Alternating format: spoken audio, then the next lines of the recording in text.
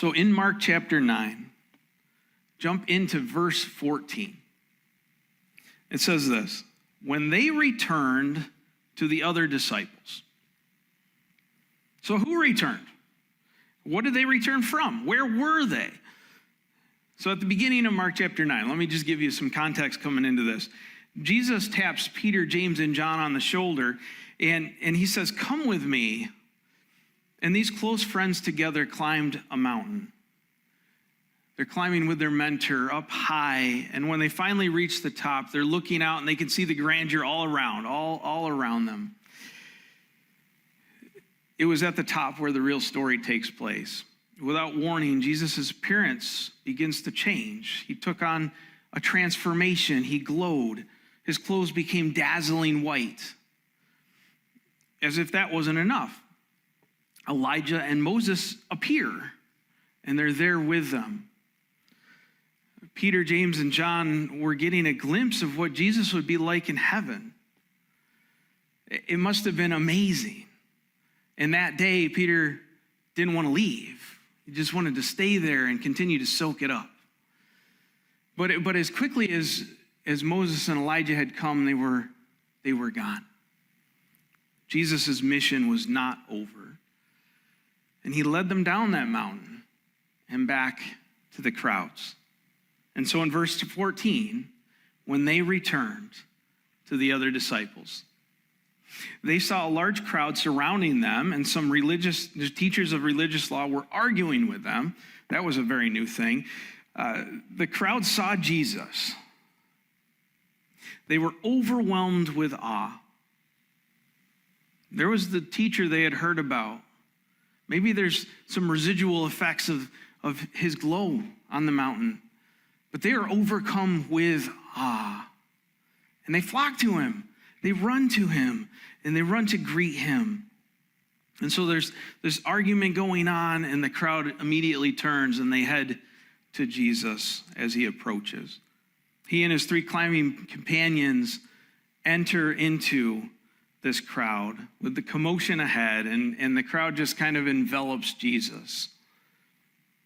Verse 16, what is all this arguing about? And Jesus asked very directly. One of the men from the crowd spoke up and said, "Teacher, I brought my son so that you could heal him. He is possessed by an evil spirit that won't let him talk. And whenever the spirit seizes him, it throws him violently to the ground. He foams at the mouth. He grinds his teeth. He becomes rigid. And so I ask your disciples to cast out the evil spirit. But they couldn't do it." Maybe this evil spirit description sounds a little bit odd and unusual in our time. And Mark's describing the effect of an evil spirit, a demon, living in this boy.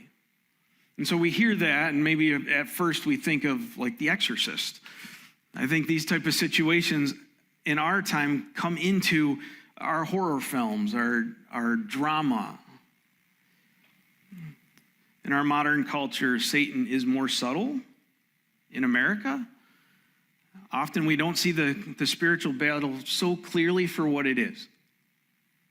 But in some other countries, demon possession is still recognized for what it is. Spiritual battles are very real. And Jesus was God on earth in flesh. And so spiritual battles surrounded him. Anywhere God is at work, including around us, expect Satan and his forces to attack. Expect it. When God is at work, he doesn't want God to succeed, right? Sometimes it's subtle, sometimes it's direct. While Jesus was on that mountain, his disciples stepped up to help. And so this father, he was desperate. He was desperate. Imagine, put yourself into his situation. Think about it from the point of view of the father. He's working a long day, and he comes home. He's looking forward to see his family, to share a meal together. And as you're in his perspective, you step into the house and you go to give your boy a hug. But suddenly, he's thrown violently to the ground. He seems to have no control over his body. He's racked with pain. His joints hurt. They begin to go stiff. They're locked tight. He foams at the mouth like a rabid dog. He falls to the floor stiff. Your heart breaks. Every day you begin to search for a new doctor, maybe a new religious leader, someone who might be able to help, some type of help, some type of relief, someone, anyone. But nothing works, and you become more and more and more desperate. The disciples were this father's last hope. He's heard about Jesus. He gets there to see Jesus, and the disciples are there, and he's heard maybe his neighbors talking about them. They've traveled with Jesus. They've gone out on their own mission. They've been casting out demons. They've been healing. Maybe, just maybe they could help. So he brings his son, and as he gets closer, maybe he starts to doubt a little bit more. But what if? Maybe.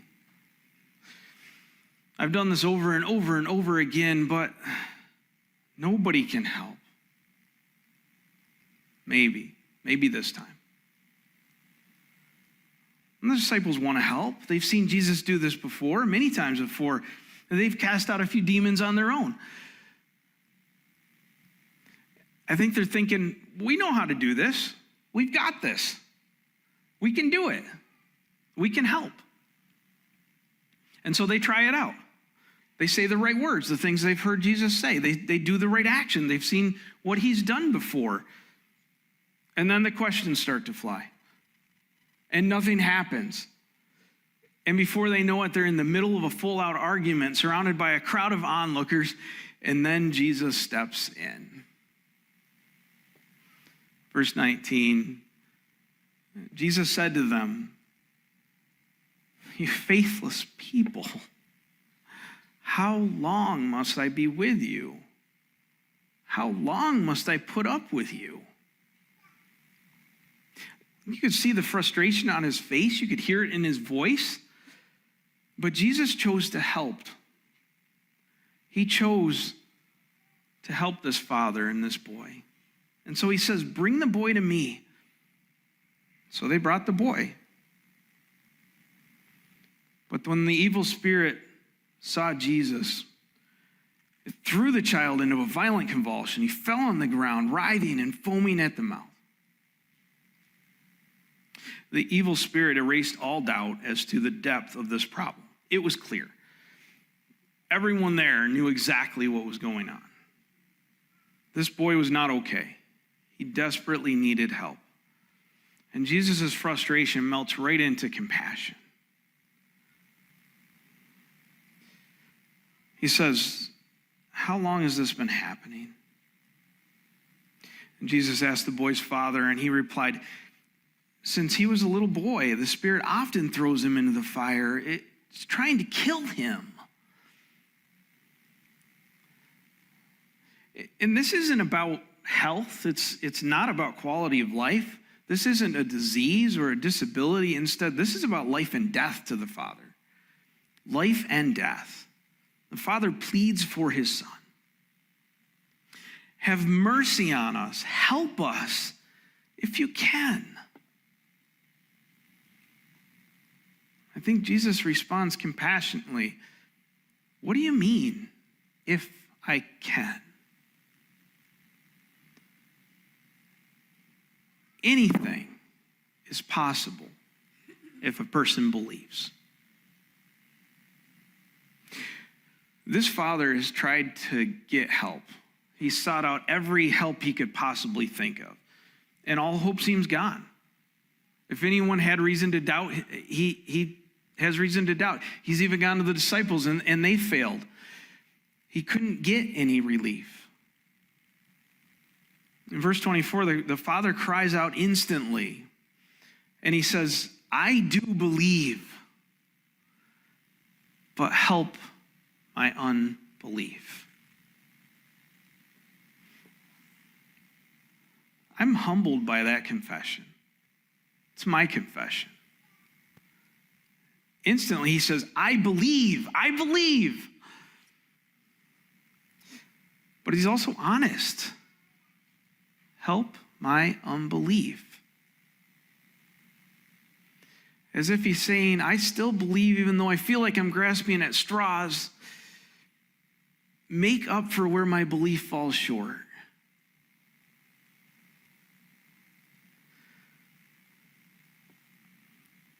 Verse 25, when Jesus saw that the crowd of onlookers was growing, he rebuked the evil spirit.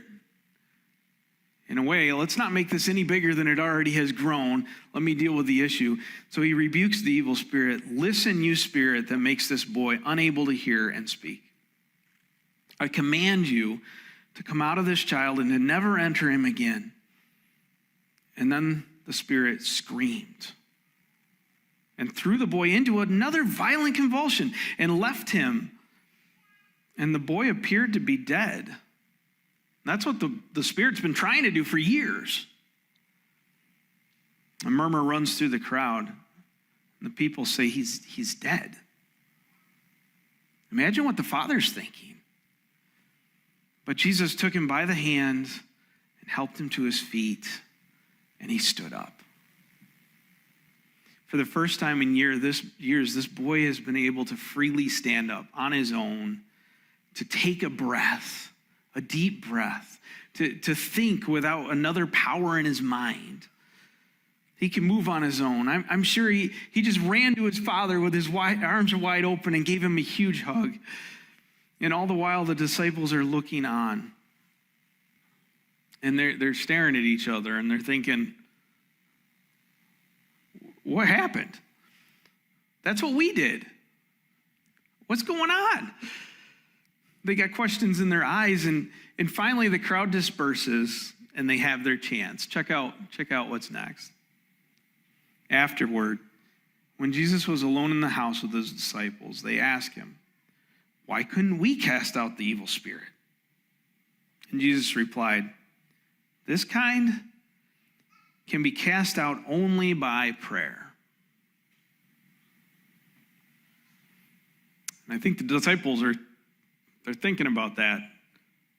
But hey, we did everything right.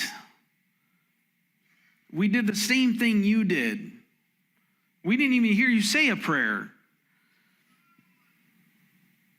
I'm sure the disciples followed his example. They probably said all the words that they had heard him use before. They probably used the same procedure that they thought that he used.